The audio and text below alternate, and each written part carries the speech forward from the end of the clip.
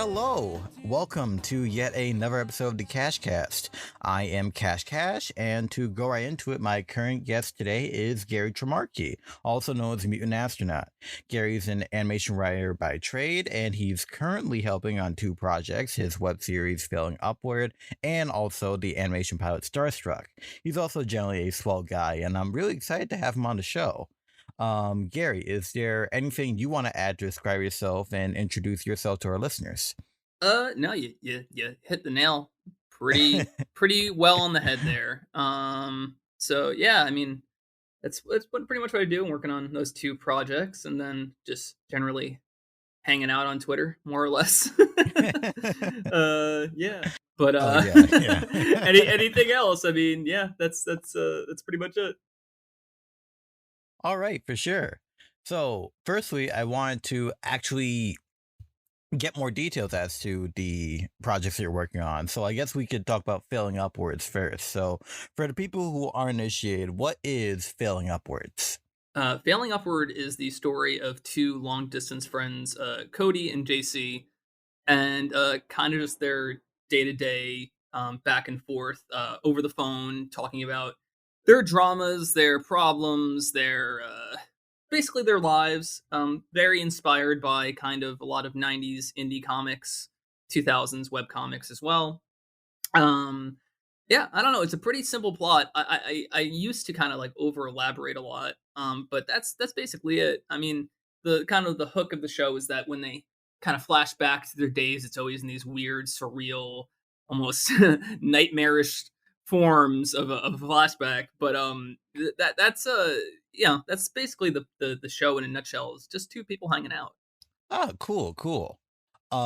Would you say it kind of judging by the premise alone, of course. So, would you say it kind of like scratches that itch, for like animation that like targets like more young adults, like considering the main characters? Yeah, I think a lot of modern animators have kind of stated this gap that's in animation where like there's nothing between the YA stuff, like the kind of like early teens and like preteen stuff, and then your Adult Swim, like Netflix adult stuff. And Right. there's nothing right in between there anymore. It's either really crude and crass and adult humor or kind of more stuff for kids, maybe sprinkled with some older kid references. But for the Yeah. most part, yeah, I would agree. Like there is that kind of late teens, early 20s audience that's not particularly being catered to, I suppose, in a way. There's no middle ground, and I definitely wanted to strike there for sure. Oh yeah, yeah, for sure. I find it interesting looking back because I remember this might be like a really obscure pick, like even for our listeners. But I remember in like early 2010s, I felt like Cartoon Network was trying to get into the itch. I mean, of course, a regular show. But one of my favorites that like no one talks about anymore is Robotomy, which I really feel just like really like pivoted that itch. But now we're kind of at an inverse since Cartoon Network at the moment is like more trying to bring towards families and especially like the preschool block again. But I can completely like emphasize with people, especially in a post Infinity Train world, the fact that we don't really have stuff that's like geared towards people who aren't like adult enough for Adult Swim, but still want stuff that's a cut above the Cartoon Network fare. Of course, not to say that these shows can't tell mature stories, but people want to feel like they're being talked at. You know what I mean? Yeah, and it's interesting because I feel like in the late '90s, once again, in late '90s, early 2000s, which Yeah. is really what like in Failing Upward is kind of inspired by that vibe, more or less. A lot of networks were looking for their new Simpsons, and I feel like the new Simpsons were very much shows aimed at that middle ground audience. You have stuff like Mission Hill and Daria and Yes. Undergrads and Clone High, and like those shows were kind of more for they weren't. I mean, with the barring Clone High, Clone High got Yeah. pretty crazy and violent at points, but Undergrads, Mission Hill, and Daria all shows that definitely catered towards an audience that's not really being talked to anymore. Right. I don't think a lot of companies necessarily see that audience as people that are going to tune in every week or binge watch something, which is very interesting to me. Because I think the market's there. I think those people definitely. I think they're like animation fans in that market. Oh, absolutely. Honestly, Yeah. but yeah. I mean, sorry, I actually lost track of the question because I went off so much. What was the question again? Oh no, no, it's fine. To be honest, I kind of pivoted myself. I was just like engaged with what you're saying. Though with what you were talking about, it did kind of address like another bullet point that I wanted to get Mhm. to in a Sure. bit, which is like the media that influenced your work in terms of like your series. So I mean, we're on track. We are definitely Sure, on that's track. great. um but since we already talked about filling upward, I want you to describe what Starstruck is for our listeners. Sure. Starstruck is a project I started about 2 years ago. Wow, 2 years ago now. Yeah, Hmm. summer 2019. It's summer 2021. That's crazy. Oh wow. Um, but yes, Starstruck is the story of Harper Haragi, who is the PA to an intergalactic rock star, and kind of her misadventures trying to become a famous musician herself. Mhm. So kind of a mix. I always pitch it as like it's almost famous meets Hitchhiker's Guide to the Galaxy. That's kind of like the best way to kind of like a elevator pitch, more or less. Yeah. But Uh-huh. I had always wanted to do something kind of more sci-fi tinged, um, and I kind of mixing with my own like indie and alternative rock sensibilities. It was just like kind of a way for me to kind of float into that genre and start exploring weirder sci-fi concepts, while still kind of having my own spin on it, I suppose. Yeah, so that's what that show's about. Oh hell yeah. No, I really like there's one thing I can like gauge, like, just like browsing through Twitter right now. Like I'm really digging the art style. There's a lot of like really nice like art style. Like I really did like the outfits for Harper too. And just like the design itself. I like the fact that um I know it sounds cruel when I describe it, but I like the fact that the face is simple. You just have like two, just like two like smiley eyes. But like everything just like flows together like really well. You know, I think like especially something that I'm like noticing is just the fact that it really has this like really grungy aesthetic. And I'm like all a fan for that myself.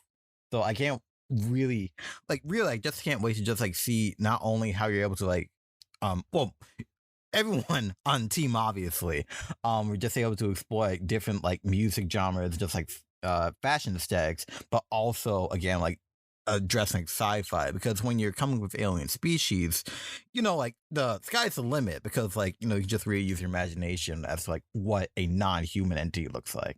Yeah, for sure. The designs were done by Geludo on Twitter. So underscore Geludo if Hmm. you want to check out her stuff. She's fantastic. Yeah. Um, yeah, Hmm. I just kind of came to her and I made up some mood boards um, for her to take inspiration from, and they were kind of like everything from 70s glam rock to 80s synth pop, and then 90s grunge and 2000s indie rock. So like all of those things put in a blender, more or less. And obviously as we go on, we want to create more characters that are diverse and fun and look really cool. But also I think something that I've been really hoping for is that if this does go past a pilot, whether it's independently produced or if it's picked up by a studio, the one thing I really want to focus on, and I think it's really important coming from a music angle, is that obviously I have my own musical taste, but I would love to get writers and artists and voice actors and whoever to all pitch in and talk about their diverse experiences. Because I think music is this like universal thing that brings us all together. And we all have our own, road to how our taste was formed and how certain songs affected us and how certain genres affected us. I can tell my story, but I'm also interested in incorporating other people's experiences into this. Because, like I said, music just kind of brings us together, and that is at the heart of the show, I think. And I kind of want to keep going down that path. Oh, absolutely. No, I'm really passionate about music myself, so it really does like interest me uh to have that approach. I'm not really a traditional musician by any means. I played drums in elementary and middle school, and that was That's about me, it. man. I played But drums in elementary and middle school too. Yeah, hey, yeah, small really. world. Wow. But I feel like during, especially in high school, I think that was when I was able to personally really just like expand my taste. I was able to experiment with a lot of genres. High school especially was like my peak of like really getting to They Might Be Hmm. Giants, but it was also bands like the Aquabats, some 90s like jazz musicians. Smooth jazz is also one of my favorite genres. And I think I don't know if like anyone like you or like anyone in the audience can relate, but one thing that has really shaped my personal music taste is just like licensed Hmm. soundtracks because I feel like they're really like good time capsules, like stuff like SSX Free, Tony Hawk Pro Skater, just like that entire thing. Did you want the movie, which I will still defend. There it's just like so much that like it really is just like interesting because like you're able to just like instantly just like go back. And I think like from there I was also able to get into like some alt rock stuff with Mm. Polaris when I was able to rewatch the Adventures of Pete and Pete when I got a little older.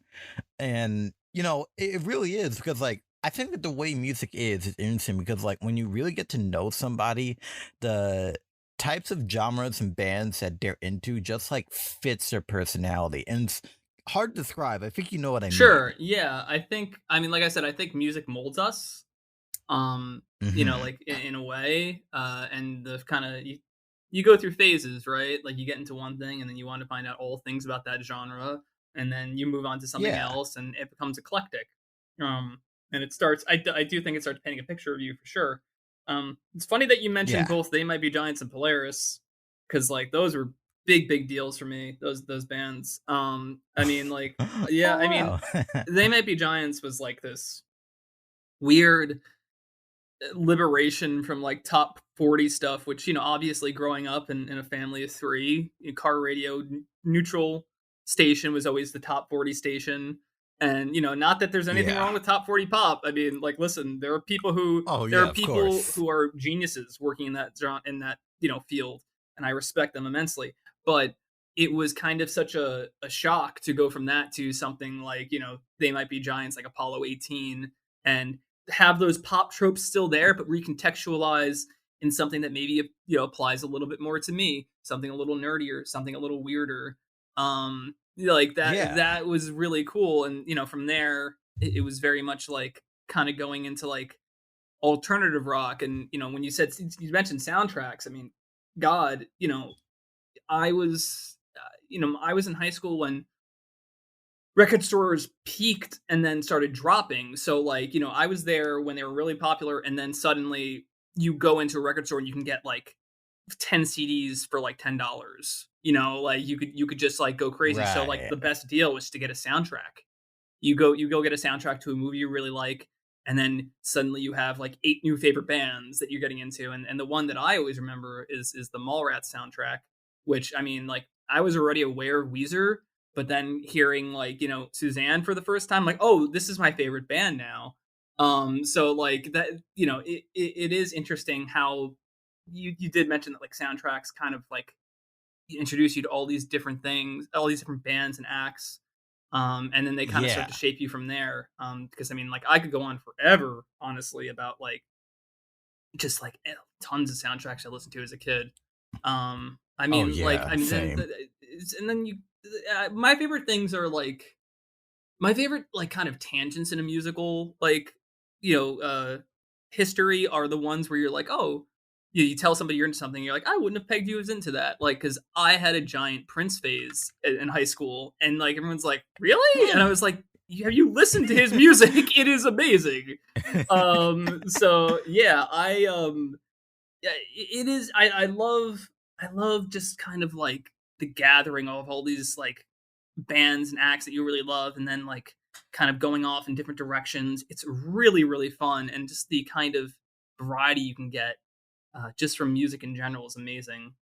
Yeah. Oh, absolutely. And I can relate to just like being outside the box. Not to say I'm so much of a snob that I won't listen to mainstream Mhm. stuff, but it was real hard for me to find people who are also into the stuff that I liked. I remember getting into among like other bands I previously mentioned, I remember getting into the Mm. Aquabats when I was in high school because I think they were running their show at the time. I also was able to get into De La Soul when I was in high school, so seeing them have like a whole like fully featured episode Teen Titans Go was really a treat for For me. sure. Honestly, it was Yeah, De perfect. La is great. Yeah, Oh, Balloon Mind State, is that the 3rd album they did? Like, that album is amazing. Like, that is, like, yes, such a hard pivot from, like, kind of, like, the mix of old school and kind of, like, 90s consciousness hip hop they were going into, and then, hmm like, that takes, that one is, like, super jazzy and weird, and, like, there is stuff on there that definitely has a pop appeal, like, I think Break of Dawn is on that and stuff like that, yeah. but oh my god, what a really cool album that is. Oh man. And then you mentioned Aquabats and once again, just like if there's anybody that like I have respect for in like terms of just like he did one thing and then he did another thing, it's Christian Jacobs from that band who's just like, yeah, I'm gonna start a band. Now we have a cult following, and let me build that cult following into how we pitch a TV show. And then he gets Yo Gabba Gabba, and then he spins that into doing the Aquabat Super Show. And I'm just like, that dude's a genius. Like that dude's so cool. Yes. And then I met him once and he was just super down to earth and chill. Um Oh, yeah, that's yeah, rad. he is honestly like exactly what he seems like, just super relaxed and laid back and like down to earth and fun. Um but yeah, I mean, he I have immense respect for anyone that can like turn one thing into another thing and like keep going from there. And I think he has like limitless potential in any in any art form he chooses to tackle. Because he's just a good, I think more than anything, he's a fantastic storyteller. Whether it's his, Hmm silly Aquabat songs or talking to kids in terms of education, like I mean, like it's weird to kind of like praise Yoba Gabba Gabba, but especially with the passing of Biz Markie, introducing an entire generation of kids to beatboxing is like, I mean, like, what other show Yes. would do? What Business other? beats. Yeah, Business Yeah. Beats of the Day. What other show would do that? Taking a chance on like something that I think like if I maybe some network heads would be like, what? Like who's this the guy from the '80s? Like you're gonna bring him into the show? But like no, Christian Jacobs was like, yeah, I'm gonna do that because that's how I want to tell my stories and that's how I want to inform kids of different cool things in this world. And I think that's fantastic. Yeah. But honestly, that's something that I remember admiring about both Yo Gab Guy and the Aquabat Super Show because it really felt like it was just made for them. You know what I mean? Like it was just like completely like their vision. Because like even with the Aquabats, like so much of that stack is just like, you know, you just get like 60s Batman and surfing Mm-hmm. music, and then just like a bunch of like comic and video game stuff and old school tokusatsu references, and just like throw all that into a blender. And not only did they like it, but they were able to appeal to kids and weirdo adult nerds like Mhm. us, and they were able to do it without like little to no compromises. And I find that super admirable, especially looking I back. Yeah, absolutely. And I think what you have to remember about that show is that, the hub had no content. They got in at the perfect Yeah. time. And I don't know, have you watched Hmm the little documentary he did about just like how like turbulent getting that show made was like before they had the hub? I I didn't know there was a Yeah, look it up documentary. on I heard like YouTube. a I forgot what rumor. it's called, but Yeah. it's pretty much a history of the band and then them trying to make the pilot. And the first pilot they made for I think like Fox Kids or something, they like hated it. They thought it just like didn't work at all. Oh. Like they were just not a fan. They felt their vision was compromised and that got shelved and apparently was screened once at a con or something. And then Oh man. they made one for I believe at the time what was called Fox Family, and now it's called Freeform. But they Yes. made a backdoor pilot, which is more or less just a kind of the setup for an episode, then the intro, and then it kind of said like, "Do you want to see more?" Like, you know, it was kind of like a teaser. They used an entire music video budget for that instead of making a music video proper. I think it was for, oh geez, the third album was the Floating Eye, right? Aquabats versus the Floating Eye. Um, I believe. Oh, I'll double Yeah, check. but I Uh, forgot yeah, the the floating eye Floating of Eye of death. Death. All right. Yes. Um, they did a semi music video for the intro track on that one, and like, yeah, it's a really cool concept pilot. Like kind of like a not a pilot. What's the word for when it's like not quite a pilot, but it's like I'm losing my mind here. I apologize. Uh, But like a yeah, it's kind of like concept. proof of concept. Proof Proof of of concept is a concept. great way to put it. Yeah. Yeah. Proof of Yeah. concept.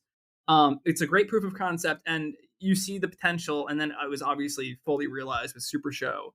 And Super Show is so cool. It was unlike anything else on at the time, and obviously, I'm sure you grew up on like stuff like Godzilla and Power Rangers as well. So like, it totally Yes. satisfied that kind of like, you know, craving for content like that. And then of course the Yeah. music is just fantastic. I mean, like, it's so good. Like, I mean, like, it's very much, I feel like that show specifically was very informed by their album Charge, which is I think that's their tightest record. I think like front to back is Hmm. like the best songs like they've ever recorded. I mean, I love all their albums, but like that one front to back is so Yeah. good. um and like, it's just, it's so cool. It's a mix of all these nerdy things. Yeah. It's so cool.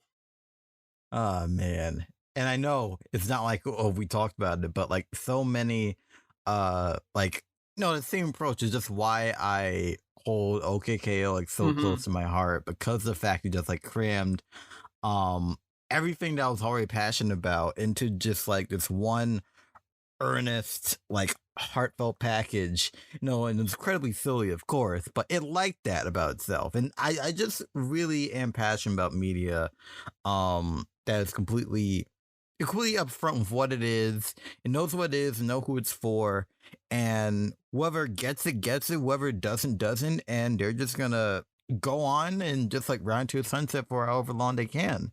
I think that's really punk rock. Yeah, for sure, for sure. I think Ian's highly talented, and I love the fact that he just put it all out there.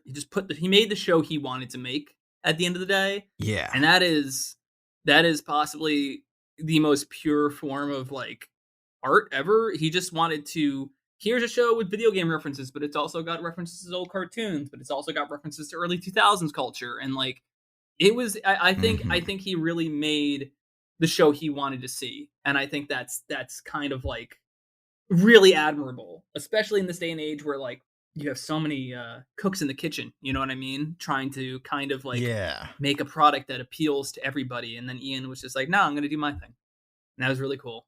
Yeah. Yeah. Okay. Let me just check the list. Just to get back on track. Not to say No, this not at, conversation has I been love like going off unintentional at about the this very stuff. least. Oh yes, same. Here's a more technical question. Like, how do you approach writing in general? I mean, like, I just write about things I like, honestly. It's kind of what I've discovered. And you know, I think an interesting through line, my friend and I were talking about writing the other week, and I was pitching her something new, and she was like, "You know, I noticed something in your writing. I noticed your theme. I think I got it down."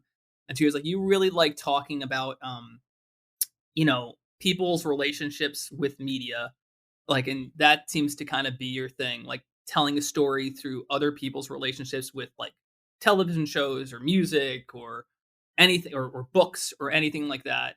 And I was like, yeah, you know, that's very true. I do love doing that. So like, I think my writing process is kind of digesting how I see the world in a way, in that specific way, because I think, you know, like, obviously, I growing up, I was definitely a little bit of a indoor kid. You know what I mean? I wasn't, you know, Yeah. like, I heavy gamer and like, you know, obsessed with cartoons. I still am. Um, Of and I course. think that's kind of just like I see the world through that prism. I see the world through kind of creative mediums, and I really enjoy digesting it that way and talking about characters' experiences with certain kind of like art forms and everything. And I use that to Right. tell stories. That's kind of how I mean, that's one way I approach writing. And the other way, I think, in the more kind of like humanistic way, like I just like I just like conversations, honestly. Like I grew up, you know, watching a lot more. I mean, I love, don't get me wrong, I love summer blockbusters and action films, and those are really cool. But like, I grew up watching a lot of talkie movies. Like, I mean, like anything from like early Kevin Smith to like John Hughes. Like those were my favorite Yeah. types of movies. Characters just talking their problems out. And that's, I think, kind of starting a conversation in a script is my favorite way to start a script. Is kind of getting on a topic and then maybe writing that topic for like 2 3 pages and then whittling that down to be a little snappier.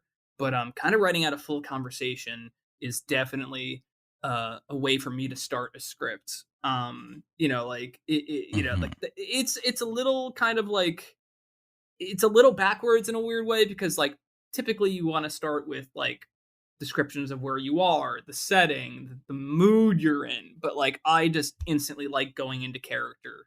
Like I really love jumping into characters and picking apart characters' brains. And then from there you kind of Yeah. retrofit everything else in. But I really like dialogue. Dialogue is like my favorite thing. And it's funny because I look at my dialogue and I'm like, it's nothing like super mind blowing, but when I read it, I'm like, no, that's how I talk. So Yeah. like the fact that I'm able to get how I talk across on a script is really important to me, because like that's like, oh, this is what I want people to see. This is how I see the world, more or less. Yeah. Because at the end of the day, it is your voice, and art is expressing your voice through a different medium. Mhm. So, yeah, go nuts. Yeah. So, I guess our next bullet would be, how'd you get into writing? And if you could explain the process of writing for animation. Sure. How I got into writing.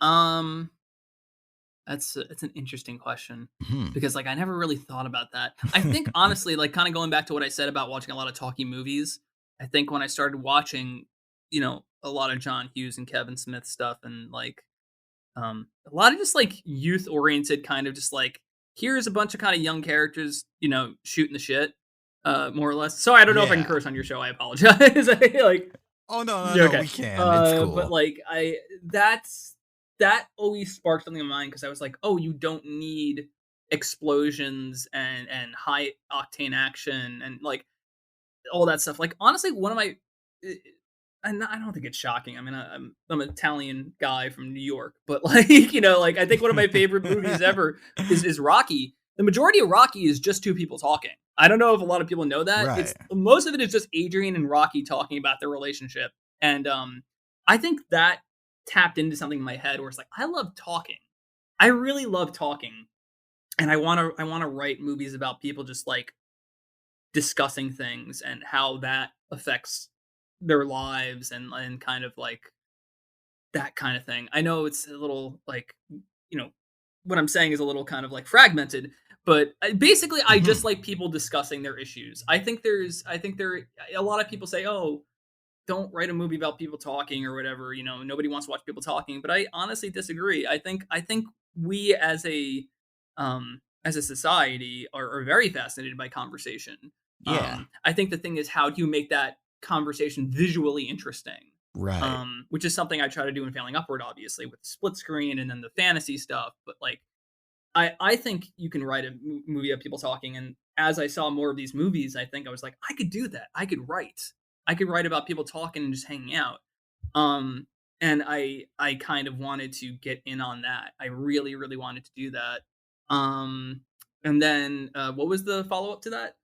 The process of writing for The process animation. of writing for animation is honestly, uh, you know, for me at least, it's not a whole lot different than writing for live action. I mean, like you could easily look at a script for Failing Upward and say, I can make a live action version of that. Um, I do Yeah. think as I've gotten into more heady, not heady, but kind of more wacky sci-fi stuff, with Starstruck, I have been trying to be aware of what the visuals are and really trying my best to describe everything in a scene, whereas in a kind of a straightforward talkie piece, like you can kind of just get away with just the dialogue. But in this, specifically, because it is a little, this is probably my most like, I don't want to say action oriented, but yeah, I guess like kind of most hyperkinetic, loud thing I've ever written. Um, Yeah. Specifically in terms of writing for animation, I just try to describe the world as much as possible. Especially a world as interesting as these far off kind of like grungy space settings. You know what I mean? Like you really want to bring the viewer Yeah. in, and you really want to capture their attention with whatever's on screen. And this is kind of going into like people I work with, but like my friend Dom Farah, who's producing this, who's been an internet guy for years. Mhm. He really kind of like we were kind of doing the audio the other week, and we were just like, all right, what are the funniest like kind of background gags or kind of one-off gags we can do, when we're kind of like telling this story. And like that was a whole other part of it is as you're editing audio and everything, you're like, all right, what can we sneak in here, what can we sneak in here, what makes it pop.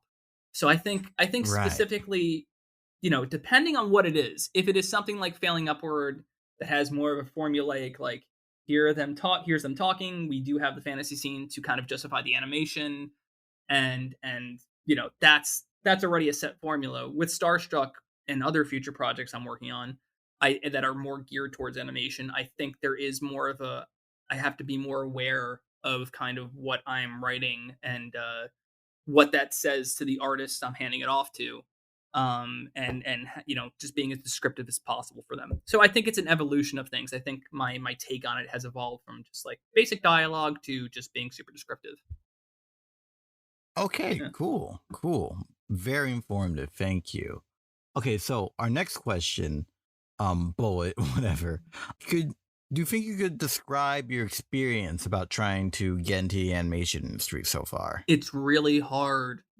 um Yeah. it's it is. And like I don't talk as I do. I think I should preface this, I don't talk as somebody who's just like, I've seen it all. You know what I mean? I'm very much as Right. independent as you can get. Like I am very much just a dude in a very small room right now, like kind of just trying to make his way into this industry. Um uh I think it's hard. I think you have to have connections. And I think you need to know how to talk to those connections and work with them, and see what you can do for them and see what they can do for you. And I think that's the kind of best advice I can give someone is like, really try to get someone on your side. Like go into this, Mhm. you know, trying to make the best impressions you can, and make Yeah. friends, and really make connections. We live in an age of social media, you know what I mean? Like, and I'm sure, everybody from Yes. uh, you know, honestly, the person that has said this the most is Rebecca Sugar, and how they would say like, "Oh, well, like we found people through social media, and that's like, Yes. that's how we kind of staffed our show. Is we would go in to Tumblr and Twitter and all these different places. Yeah, I I think it is all about networking with people. And I've made connections. Some have gone places, and some haven't. I think, and I don't really want to name names, but I have talked to people who are pretty big in the industry, and they've given me fantastic advice. And I've kind of like struck up pen pal kind of once a year emails with certain people, and they always give me amazing, amazing guidance when they don't have to. But I do think it's because I established a decent relationship with them, and I talk to them like people. I don't, I think the biggest mistake you can make is going up to somebody as like this giant mega fan and start praising them and worshiping everything they do, because I feel like that Right. automatically makes people a little uncomfortable. Um, Yeah. I think just kind of talking to people like human beings, respect them, don't don't kind of like make them uncomfortable, and kind of just really try to start a friendship with somebody, and mentorship even, I would say. um Mhm. but obviously respect their boundaries, and if they don't reply, don't keep writing to them. I think that's important. Like Yeah. I'll say this off the bat, like I wish high school me had that advice. Like I remember like kind of being really cocky and arrogant in high school and being like, I'm gonna write said indie comic author and say why I think this is a good idea to write, and like immediately you get shut down. You're like, you're crazy, kid. Like it's yeah, like that's kind of the hard reality that I think a lot of people have to go through. But I think once again with the advent of kind of just like social media and even something like this podcast, young aspiring writers or animators or artists or whatever you want to do for animation have access to these resources, and they could be like, okay, this is how I'm going to approach somebody. I'm going to be really cool and play it nice and just try to make a good impression. And I think that's important, just making a good impression and making contacts and just kind of building your way in. That would be my advice. Oh yeah, yeah, I would definitely agree. I guess like to talk about my personal perspective, it's definitely unconventional considering that my college qualifications couldn't have less to do with animation, but I'll be honest, like everyone that I've ran into while I was in college, including people I was interning with, was like, you should really be doing this instead of like, being here. You know what I mean? So, I mean, that's already like, something that's like kind of interesting. The fact that people are accessible on social media it definitely is an advantage, but it's also because like I personally haven't been in this position. I'm now running a podcast. I have a YouTube channel. I'm doing art. I'm video editing. I'm doing all these things when like before college I was just a regular internet user, just like a nobody. So it really is like a lot to take in. And I do think that the fact that trying to, in a word, promote yourself, miss people who have gotten more traditional experiences through like art school. Not to say that there's one particular college that is like the only way for success, or even if that road is ensured success, because people do believe that. But it is like a harder journey, but I do think it's one that's possible because I know people, even people I look up to who didn't go to California to art school, who didn't even major, who didn't even go to an art school, and they're still like some of the people who I keep up with the most. And I feel like if they can make it, so can I, but not without a lot of elbow grease, of course. I mean, I think it's fantastic that you're doing all this stuff.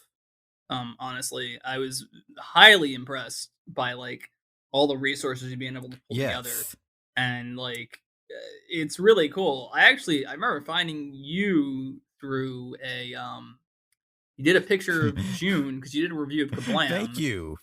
And I was like, that's a really cool picture of June, and then I followed you just based on that. So I think I love your approach of how you're attacking it from all angles. You'll do a podcast, you'll do art, you'll start a Discord server with a community, and you'll get people together that I'm sure will collaborate. It's a brilliant idea, honestly, and I think people kind of big issue with a lot of people is that they look at it so singularly. Right. Where it's just like, I'll do this one thing and I'll be famous for this one thing, and that's how I'll get into the industry. And they don't think to kind of diversify their portfolio, so to speak. Like they kind of just stop at either the podcast or the art, or kind of starting a Discord server for other artists, or whatever, or just YouTube videos. Like the fact that you're kind of attacking it from all angles is a brilliant move, in my opinion. Thank you very much. No worries. Like I definitely know, like, just this is a very DIY approach, so to speak. No, I really am just learning as I go along, but I should be thankful that I have like a lot of friends who are not only supporting me, but giving me advice and resources.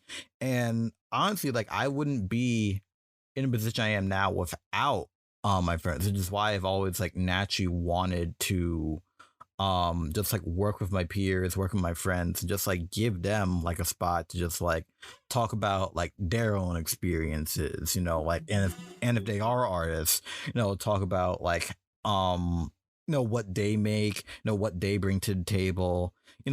I really do think that like because like you know how Twitter Mhm. is, and when you're writing something, it's already like super easy for like some sort of meaning or context to be lost when it's just Mhm. words. But being able to actually talk to people, especially in these times, is still something that's like highly valued. And I feel like people, no matter how you try to do it, really get an idea as to who you are much better. And I feel like that can really build to something good in the future. So I'm just here to just say hello. My name's Adam, and I hope you like what I make. I think people are enjoying it. Honestly, I can tell. I think you have definitely like a magnetism to your content, and your Amphibia video is doing really well, and that's awesome. Honestly, um, I Yes, yes, yeah, I'm very happy for congratulations that. on that. Thank you. For my listeners, it's actually at 3K, which is honestly way more than I thought. I really would. I thought it was gonna like tap out 1K, and I would just be like fine with that, but it's still growing. So if anyone who's listening on YouTube or on Spotify, whatever, it's like check that out. Thank you very much. But um, obviously, you're my guest, so I'm gonna let you have the floor for the Honestly, next I question. I your content as like honestly from like the Kablam video I found to now, like just seeing the progression you've made within a year is amazing. I think you've gotten so concise and good at it, and I think you're definitely a great voice in this genre of video making. I think it's awesome. Thank you. I really do appreciate that. No problem. Like, truthfully, this is something that I've wanted to do since high school, but admittedly, I was kind of worried that my like unique approach and perspective to things like wouldn't really be listened to because on the internet you're broadcasting yourself. Mhm. You want someone to watch your stuff, but while I'm not like booming because obviously I have like real life responsibilities and other stuff to balance, I am still proud of my progress. I'm proud of people who are supporting me, and I do have big plans for art and video. And no, I'm just like really looking forward to just like doing my own stuff and working with people in the future. Like to kind of like talk a little bit more about that kind of form of animation YouTube. um I think it's so fascinating seeing it kind of once again just become more diverse.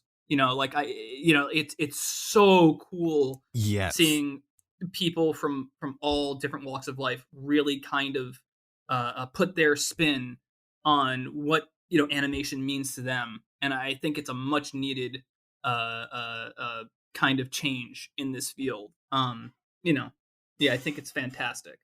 Um, Absolutely, and yes. I'm so excited to see more. Oh yeah. Like even some of my smaller friends, like they just have like such unique perspective. Like when I was starting out, like some of my friends I know now, I had no idea. You know what I mean? Like obviously like one of my biggest influence, and I think that many people's biggest influence, even outside the animation community, would be Rebel Taxi Pan Hmm. Pizza. But now there's just like way more people who are no like outside of that norm, but are able to bring their own specific thing. There's not one way to talk about animation. People are really able to bring their own voice, and you just like so much more approaches. And honestly, you could just like have something like start with just like animation, and if you really wanted to, you could make it like just like a whole like video essay about like a huge amount of topics. Like another one of my friends, Leah, from the channel Toon Ruins, um like they made this like huge well sort of an in joke that they really do have a thing for Amelia from Infinity Train, but what I mean, who doesn't? It's top tier uh, taste, honestly. oh, of course, of course. But it's like, oh my god, because a while ago they made this like really like in-depth um like, I don't want to call it a character study, but just like really like taking like such minute details like of the backgrounds, they're able to piece together like so many details about Amelia's life and like where that fit in like socially and politically, and just like tying that together to real world events. And like that's like the analysis that I'm here for. Sure. There is just like so much untapped potential in just talking about animation. And you can be as simple as just like doing a simple trailer analysis, or you can just go ham and do something as creative as that. I mean, like, the thing I've been really fascinated, which is, I guess, animation YouTube adjacent. I mean, I am honestly 100% amazed by some of the work people in the lost media community are doing. Like, I am Yes. I mean, like, I already liked her content a lot, but Bob Dunga is like, honestly, her whole Mean Girls 3DS thing stunned me. I couldn't believe the amount of research she did. I was amazed. And like, if people keep putting more content out like this, I think you are going to see a newfound respect start to open up for video essayists and kind of Yes. the how well they can convey a certain topic they're talking about, and really push themselves to kind of be on the same level as like respected journalists and like all that stuff. It is really this interesting counterculture to kind of like mainstream news, right? Like, we are kind of like Right. investing in content that makes us feel a certain way, and talking about how it makes us feel, instead of kind of just giving like a standard review on a show. We're talking really Right. bringing our personality to it at this point, which is so good. And I think, once again, just like, once I am so amazed by like the diverse voices that are coming through. And I think I think obviously people like Pan open the door, and that's amazing. But Yes. like, now more than ever, I'm just impressed with animation YouTube and what it's doing and what it's becoming. Yes, absolutely. And of course, before I pivot, like I'll definitely say that, like so many of my topics really are just like stuff that I'm passionate about. And some of these like aren't even strictly for Western animation. Like I've already been working on a sort of retrospective with me and many other people about a magical friendship squad. Mhm. But I've been really meaning to do at least like one video in this initial D retrospective, which I started it in like, I want to say like summer 2019.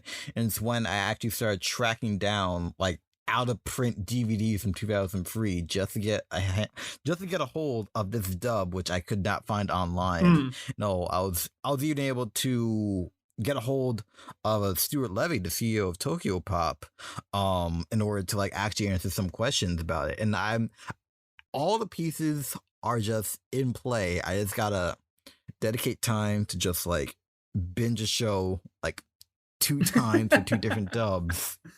Yeah, that's always the biggest Could hurdle. watch them simultaneously, just put them on at the same time. One pair of headphones Yeah, for each see how dub. that goes. Yeah. I feel like they Like, would I fall don't out. know. I feel like with all the American censorship, they would fall out of sync eventually. But that's cool, honestly. Yeah. I think the research you're bringing to your projects is really cool, honestly. Thank Yeah, I you. think like, it's such a time for independent creators on YouTube. It's a fantastic time, and I think, in spite of all the stuff that's going on with like the several adpocalypses we've had, like, the fact that Yeah. people are still making stuff in spite of that is so cool. We have Patreon, we have outside sponsors. There's a way to make this a career, which is amazing in my opinion. Yes, definitely. Oh man, and I could go on for so much more, obviously, but I still have like a couple more bullets before we take care of our Sure. questions. But yeah, you've just been like a great guest Oh, so thank far. you. It's really You've been really been a enjoyable. fantastic host, honestly. Thank you. Let's see. Oh, okay. So, this does, I guess it does actually pivot pretty well. So, from your perspective as a writer, what are some instances in currently airing or just modern cartoons that, just some moments have some really good writing that you want to like talk about? I mean, I think the obvious one that I just go on and on about is Amphibia. I think Amphibia Oh, yes. is one of the best written cartoons ever, in my opinion. I am legitimately stunned at how well everything flows, and I feel like I've watched probably the entire series twice now. And I'm just honestly amazed that like under all of kind of like the jokes that are clearly aimed at a younger audience, Matt is still able to do a story that is connecting with people of all ages. Um, Yes. and I think that's something truly amazing. I think there's so many shows out there that, claims like, well, it's for kids, but it's also a little bit for adults. I think Matt truly made something like that. And that's incredible. I think everything from the characters to the plot to the animation to the music is just all perfect. I mean, like, just great. I mean, I can go into specifics and talk about like, I mean, obviously, I'm sure this is a bit of a spoiler. I don't know. I don't want do we want to get into spoilers for Amphibia? Is that okay? I feel like you've done that on other episodes, if I'm not mistaken. But I Oh, don't want to yeah, jump into yeah. anything if other people aren't comfortable with spoilers. Oh, it's cool. I feel like at this point, especially since as we record this, we literally got a season 3 Sure. preview. I Yes. feel like it's safe. So if you want to go into specific things about like the amphibia, the developments, go feel I free, feel mean, free. the the character of Marcy, the stuff Oh they my were able god. to do with her, I Oh unlike my anything I've god. seen in a kid show. I mean, listen, I know Avatar has amazing character arcs, but it's interesting how how I kind of like when I watch Avatar, I kind of expect that a little more because it is a more action oriented show. It is something that deals with a little more character drama. And I feel like it just comes with the territory of being fantasy. You're kind of like dissecting character tropes. That's kind of part of the fantasy genre, I suppose, at least the modern fantasy genre. But with Right. Amphibia, the Marcy stuff was so unexpected. And the way I wouldn't even say unexpected because I do feel like he planted seeds and we knew a lot was going to happen. But her entire confession in the season 2 finale is Ooh. beat for beat one of the best written moments I've seen in any cartoon in my entire life. And I know I that is not like hyperbole. That's not me being over dramatic. I am literally jealous that he was able to condense all of that, especially with kind of like I know a lot of people were talking about like, oh, why did they reveal it so early on in the episode that she was going to betray them or that she had betrayed them? I was like, no, that's what I liked because it's a ticking time bomb through the whole episode. Yeah. He pulled an Alfred Hitchcock more or less. We the audience know there's a bomb under the table, and he basically is just keeping us on edge. Like, when are they going to find out? Are they going to find out? Is this going to be like, are we going to find out next season? And you're waiting, and you're waiting, and you're waiting, and then it happens, and it's done so real.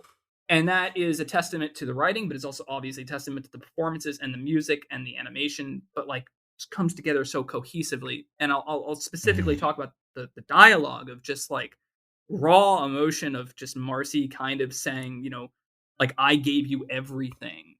And I'm just like, are you kidding me? Are you kidding me? This is so good. Oh. This is so good. Quality content. Beautiful. Like 10 out of 10 out of 10. 10. Oh I my mean, like god. his style and storytelling is so like on another level for this. I feel like for this, what you expect out of this animation genre of kind of the YA animation genre.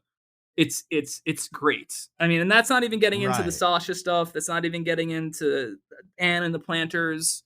The Anne and Hot Pop stuff that happened in the second season is brilliant, and just the deconstruction of that, of like, typically somebody apologizes and the next episode they're fine, but Anne and Hot Pop have been slowly progressing back to fine, and that was such a good deliberate choice of just like they're still, you can tell even in this towards the end of the season, they're still kind of just like not quite back to normal yet. They're not bantering as much anymore. Yeah. So good. So good.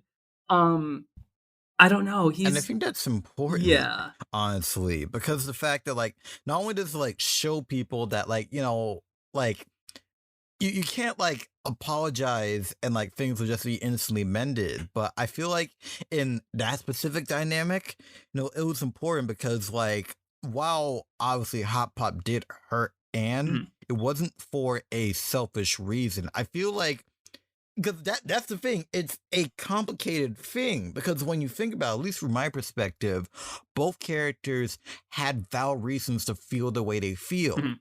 Like Hot Pop didn't want to hurt. That was the entire reason. Yeah. Like he hid the box. He didn't want to hurt her. And dealing with so much insecurity, like so much like close people to her, just like hurting her, she couldn't deal much more of that. So feeling that she she just couldn't feel safe and trusting people again. She's going to just like, oh my god. And the fact that she went back to the same cave in episode 1 just to retreat, it's just like, oh my Yeah. god. I love The I love the layers. meme of just like Marcy saying like, I gave you everything, and it just shows Anne in the cave and Sasha in the jail. I'm like, oh my god. Oh my god. Oh, but specifically to what you said, I mean, the amount of trust she put in Hot Pop in throughout the entire 1.5 seasons up until that point, just going with Yeah. everything he said, earning his trust. I mean, she really had to earn his trust, honestly, because like he wasn't Right. really down with her at first. There was a little discrimination of her being a monster in quotations. You know what I mean? Like the only person that has been 100% true and honest with her throughout this entire series is Sprig. Like he is the only one that had like more or less a flawless relationship with Anne, which I love. Yeah. I think is so good and so pure. And obviously they've had disagreements, they've had like arguments, but none of it has been malicious or toxic or detrimental. It's all been a growing experience for them. But all the other characters have kind of had this weird relationship with Anne, whether it's Marcy or Sasha, or I mean Hot Pop. Like I think Hot Pop definitely stung for Anne, obviously, because I think it's just like, oh my Yes. god, this older person now that like I really looked up to, probably the first adult Anne really is trusted in her life, because like she obviously had problems with her parents. She's gone over that in other episodes, but like Yeah. I think Hot Not Pop very good was at school either. yes, exactly. In school as well. Like your teachers, there's that great gag of her just like playing video games in school. It doesn't really care for the teachers. Yeah. But like he was the first adult that I think she really trusted and like put faith into, and to have him kind of like, even though it was kind of a misunderstanding, have him betray her in a sense. Like, I mean, crushing. Great writing, in my opinion. And I think it's so hard to pull stuff like that off, because even as me and my friend were watching it, we kind of, we're very big connoisseurs of this type of animation, this genre of animation, and we were kind of like, okay, this will connect to this, blah blah blah blah, and like we've seen this trope a bunch, so this probably won't be effective. But when we saw that Hot Pop thing and we knew what was coming, it was still effective. We were like, oh my god, because like that's the genius of Matt's writing, is that he puts so much emphasis on character relationships that even though he's using kind of plot beats that you might see in other things, they feel completely fresh and new and revitalized through his storytelling. And I think that's awesome. Right. I mean, like, and then in terms of other shows that I like, I'll talk about this, another one really quick, and then I'll talk a little bit about the Owl House. But I want to plug this because I don't feel like this show is getting enough love. City of Ghosts. I believe Elizabeth Ito is the creator, if I'm not mistaken. That's her name. Yeah. Elizabeth I'm Ito. pretty sure. I mean, how do you even pitch this? This is so good. Like, this is such a weird and offbeat concept. It's a mockumentary, but it's also about ghosts, but it's also a kid's show, but it's also kind of like you could easily show this to younger children. It's nothing scary, but it's also kind of like a little eerie here and there, but not in the typical horror way. It's also super Right. chill. It's also super informative. You learn a lot about other people's cultures. It's I mean, I have never seen anything that's blended so many things. And from a writing standpoint, from page to actor performance, to voice acting, I would honestly love to see a script for this show because I don't know how they're able to get these very candid performances out of these kids and the adults. I knew her stuff was really good as soon as I saw she did a short for Cartoon Network a couple years back. Um, Yeah, welcome to my Welcome to My life. Life. Yes, yes, yes, yes. Yes. The performance she gets out of people are like this is like I mean like obviously you and I have grown up on tons of mockumentary stuff, whether it's The Office or Parks and Rec or you know general Yeah. sitcom stuff. But I think to do this so earnestly, there's really no kind of like joke to City of Ghosts. It's literally like it's a mockumentary, but like it's also like it's not mocking any. It's weird. It's weird to call it a mockumentary. It's only a mockumentary in the sense that like it's a fake documentary. There's nothing really kind of like super comedic or it's not making fun of anything. It's literally Right. as close to a documentary as a mockumentary you can get. And like I love that because you're finding out about so many things about different cultures. I've been thoroughly impressed by Elizabeth Ito's work on that and kind of the voice cast. I'm not done with it yet. I have about 2 or 3 more episodes to go. I'm kind of just trying to savor it, like because it's only 6 episodes, and I hope it gets a Yeah. season two. But obviously, with Netflix and kind of renewing stuff, here's the thing about Netflix: nothing's ever really dead on Netflix. You can have a show that'll come back 5 years later, for all we know. Like it's really Right. dependent on the audience and what they want at that time. Um, but that was kind of my little aside for City of Ghosts. If you have Netflix, please go watch it, support it. I think it's fantastic.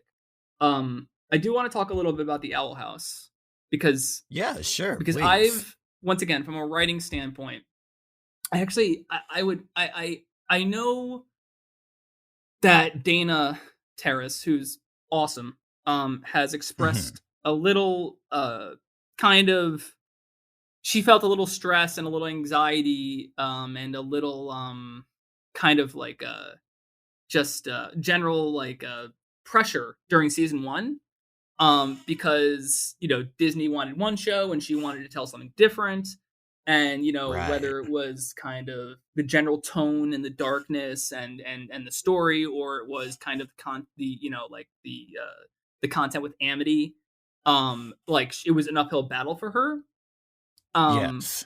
and in season 2, I mean, I've never seen somebody come out just swinging so confidently. um, I mean, she gained the trust of her audience with season 1, but then like season 2, it's just like every episode's like banger, banger, banger, banger. Like it's just so good. Like Right. I think the way she's crafting this story is so interesting. Like it's really such a pivot from kind of the studio restrictions on season 1. I think. I mean, Justin, have you caught up? Have you watched this week's episode? I don't want to say anything if you haven't. I don't mind. I mean, I do plan on seeing it for myself, but I I'm gonna let you watch this episode. I'll go back. I can talk a bunch about every other episode in the season, but I okay, mean, sure, sure. it really feels like the adventure show she wants this season. Like the last episode, the Hunting Palisman. I'm sure you watched that one, right? Like that was the one with the Yes. Golden Guard. Um, Yes. and you find out more about the Golden Guard, and his name is Hunter. I Mhm. mean, like the action in that episode is absolutely fantastic. Like, just like it feels like this really, really cool kind of just like action YA show that I feel like she's been wanting to make since this entire time. Um, but uh I'm trying to think. I'm getting so lost. I have so much to say about the show at this point. Like I've just been amazed. But that episode in general, kind of the character pathos and Luce and Hunter relating and starting to really build up relationships in this universe is really cool. I thought it was like I said, I just think this entire season's super confident, and I think it's like clearly more of the show she really wanted to put out in the first season. And I just want to also say that I think the first season's really great too.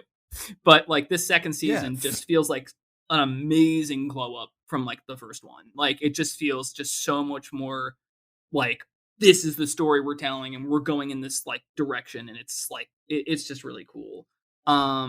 I've loved all the character arcs. I mean, the stuff with King is really cool, and then like we're really like blowing through it too. It's just like, and it all feels fleshed out Yeah. regardless. I don't know. I'm losing track. Cut all of this out. But no, I don't know. I mean, like, there's so many things I can say about it, but I'll throw it back to you. I mean, like, what have you been thinking of this season so far? Oh no, like I am really impressed by the season so far. Like earlier today, I was actually like rewatching the episode where we go into more of King's past, and I feel like that was just like a real payoff to something that we've known since episode one, obviously. Like he thinks he's the ruler of all demons, but then it kind of like goes into like it kind of like flip flops, but in a way that it's not bad the way it does it, because even the characters didn't expect it. No, for context, no, for our viewers, basically what's up is that the whole concept of the episode is that Luth wants to encourage King, who believes that he was a king of demons. That's been what he's known this whole time. So when he finds the space that he was born in, when he's taking Luce, Lilith, Hootie, they're just to prove it to them. He ends up kind of having like a little crisis when Ida tells him that it's not actually like that. Like he was found there, but he wasn't really the king of anything. Mhm. But the fact that we see he's not lying though, because like when he's talking about some of the stuff that's like in those drab, dark, musty caves, we even see cave paintings that look like him. So we're made to believe it. But it turns out that the twist is that it wasn't King, it might have been King's father. And like the monsters there that fought, like we thought they were just trying to murder everyone, stereotypical monster, but really it was protecting King from everyone else. And once he was able to just like get to calm down, and yeah, oh yeah, it didn't even like function outside that territory anyway. They bought it, Mhm. and now it just like sleep next to King. But no, this is gonna be something that's gonna be built on. And it was a resolution that I didn't expect, but I still felt satisfied, and something that I really enjoyed in this like second season as a whole was developing. And I don't want to say redeem, because it's obvious, like thanks to your new design, that she is still like atoning for the consequences of the whole curse thing. But I was really impressed by the fact that season two so far was able to make Lilith, who served season one as an antagonist like role, into someone who kind of like earned their spot in the hero, so to speak. You get Mhm. more info as to why she is the way she is, and you see more, maybe not justification, but you see more reason as to why she acts this way, with the episode where, oh, were you gonna say something? No, no, just keep going. Oh yeah, for sure, for sure. With the episode where Edith's mother came in, and you know, it's such an interesting dynamic, because Ida wants nothing to do with her mom, and all these like cheap spells that she really thinks will fix that curse. But Lilith is desperate for like her mother's approval, just like any sort of acknowledgement from her. And it's just like yin yang. And they both ended up turning into their more monstrous forms because they both have the curse now. It really is a yin yang thing, and of course it's affected, that's seen the character designs as well, Edith Reds, Little Stark Blues. But again, just everything with the Owl House, it, of course, um, even with the crossover panel that we had earlier today, Mhm. it's kind of funny, but also a bit unfair because like these two shows are always going to be brought up in the same sentence, and there is like a little bit of self-awareness, but I really do feel like they're doing two completely different approaches to a story on paper. And like both these worlds, all these character dynamics feel completely fleshed out, and I'm just looking forward as to how everything with both of these worlds wrapped up because they've got me like hook, line, and sinker. Sure. I think season 2 of The Owl House is probably best summed up, like, in my opinion, it's very reflective of everything from the first season, which is it's interesting. I think like everything is kind of being looked at in a different context. Every character is looking at themselves in a different context, whether it's Ida feeling more motherly towards losing King, or Mm-hmm. it's Amity kind of reckoning with her parents and her own past and becoming a little softer and kind of more in touch with her emotions after being stifled for so many years by her parents. Or it's I mean even Ida's mother kind of being like, what have I been doing all of these years? I don't like, why have I been doing this? Trying to fix my child when she's fine. Right. Like, not fine, but like she is the way she is. I need to accept her for that. And I can go on and on and on. I mean, like even smaller characters kind of coming into their own, like Gus and Willow. Like I think this season has kind of taken everything that's really worked in season 1 and now is looking at it under a microscope and being like, well, what does this mean about this character, and how does this character move from there?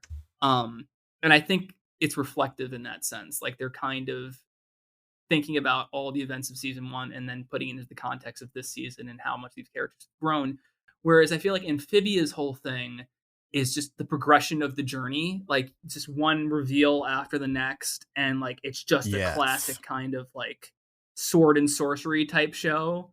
And it just keeps building and building. I think it's two different approaches to writing. I love both approaches. I think the reflective approach and then just the onward approach is really, really cool. It's like Amphibia is really kinetic, and I think Owl House is a little more meditative. Um, that's Right. probably a good Right. way to put it. I think Owl House meditates on its characters, and Amphibia kind of just like keeps evolving them. Um, I mean, that's not even a really good way to put it, but more or less, I think you know what. I'm sure you understand what I mean. Yeah. Yeah. Once again, Yeah. I'll tell you, just like if you can cut that out, cut it out when I say specifically the thing I meant to say. I have Oh this yeah. thing where Yeah. I'll Yeah. just go For on and sure. on and on. I feel like I talk myself into a hole. Like even now, I was like, did I really want to like, cause like I said, like, I don't know. I'll let you know. I'll let you know what to cut out. Oh yeah, yeah, for sure. Like to be uh, honest, like all of this has been like great discussion, for and sure. I've had like tangents with my guests before that went on for way longer. I mean, like to be completely honest, one of the episodes that I also recorded around this time, with my friend Jim, like the whole podcast was just a casual tangent. So you don't have to worry, you're Yeah, fine. sure, sure. But yeah, this has been like really great Yeah. discussion. And if you don't have anything else to add, we can finally pivot towards the viewer questions. Yeah, sure. I mean, like, maybe just trying to think if there's any other shows I want to give a quick shout out in terms of animation right now. Let's do some quick ones. I think Summer Camp Island is actually super underrated. I think people should give that a shot. Really soft and Hmm. fuzzy and just once again one of those kind of more reflective shows that kind of like gets you into the characters' heads, which is really cool. Yeah.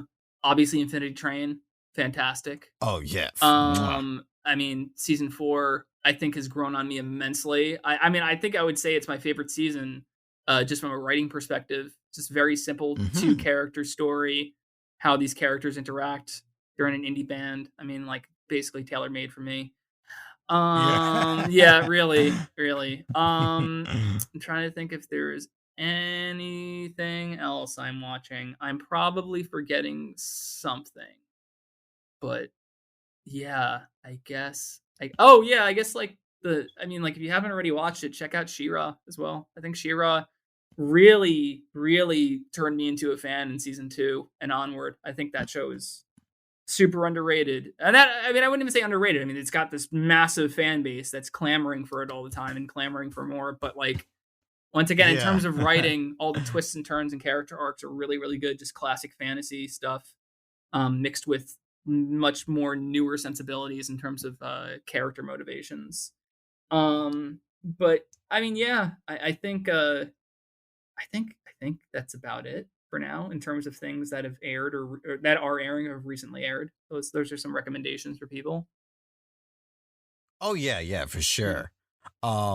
If I had if I, if I had more episodes under my belt, I would absolutely let you have the floor. Talk about Big City Oh, Greens. sure. I mean, like Big City Greens is such a good just chill out show. And I mean, like if I Yeah. can say one thing about that super quick, I mean, what a really like just like power move to just like have a character like Gloria in that show of just like the Yes. kind of like artist in all of us suffering. Yeah. I mean, I if I was doing that kind of show, I don't know if I would even think to kind of have a character like her get fleshed out like that. I mean, like, oh my god, you find out so much about her, and she's so kind of like complementary to everything else. It's so interesting. Yeah. Yeah, yeah. And the only other show, I mean, like, I will recommend this super quick, in terms of Mhm. anime. But Yeah. like, and it's sorry if it's not super deep cut or anything, but I encourage people to give FLCL Alternative a try.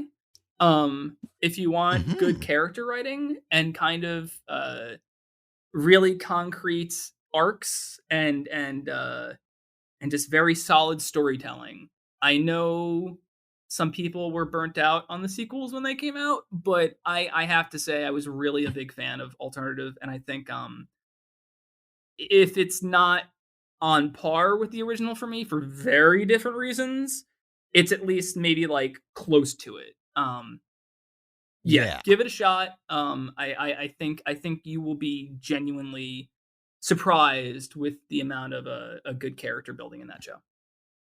Okay. Thanks so much for everything.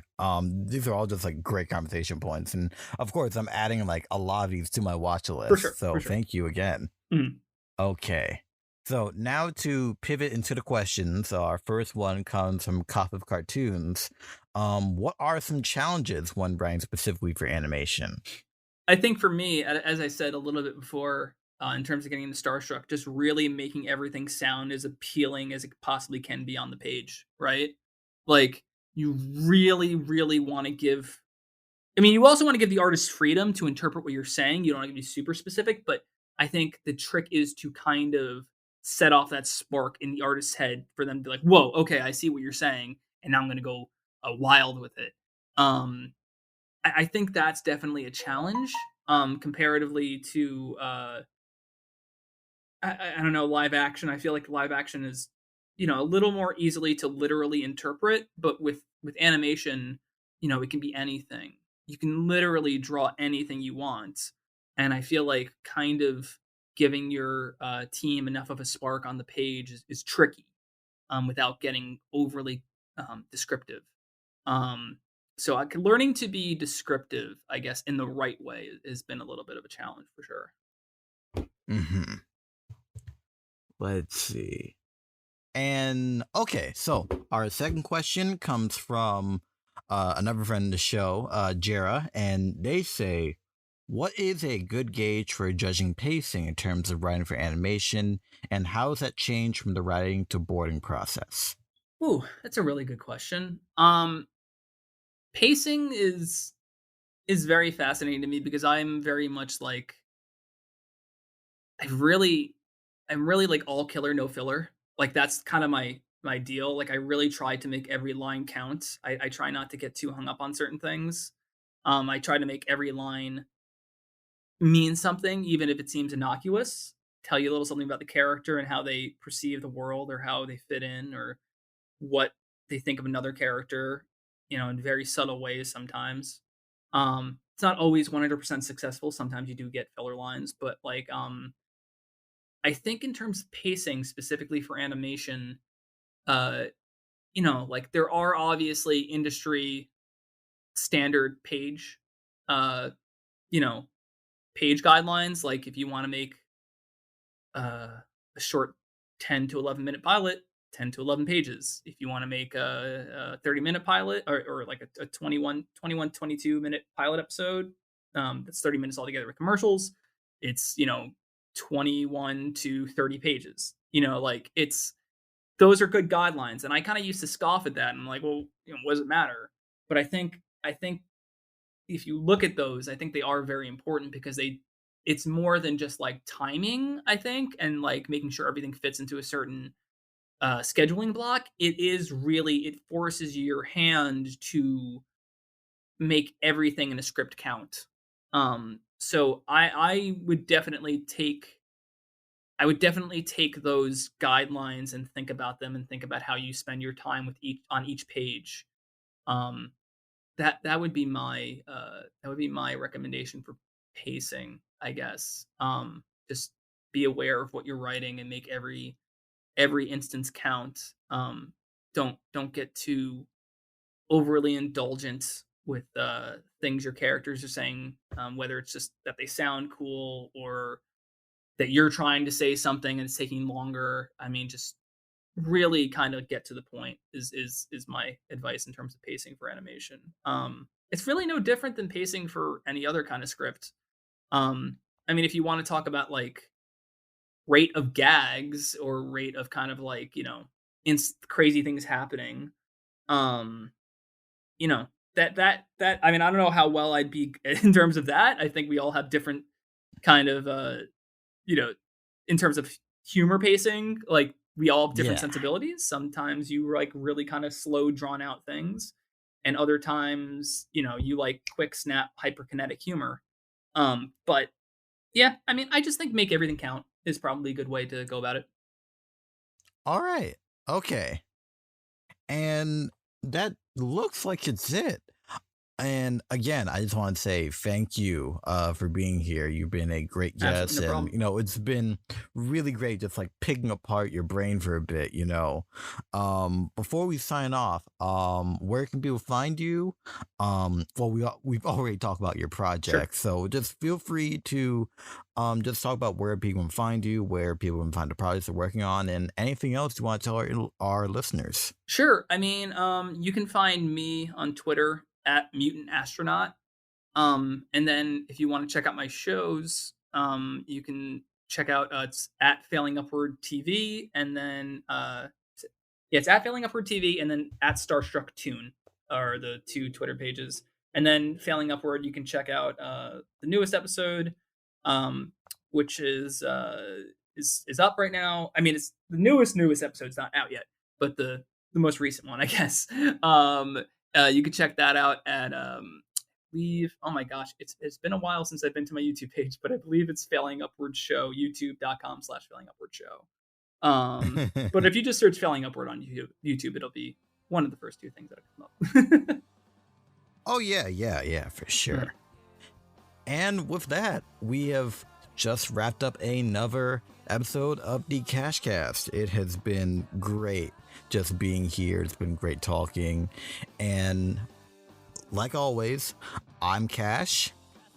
I'm Gary. And no worries. And we will both see you next time. So take care, stay safe, wear a mask, and love and peace always. Bye bye.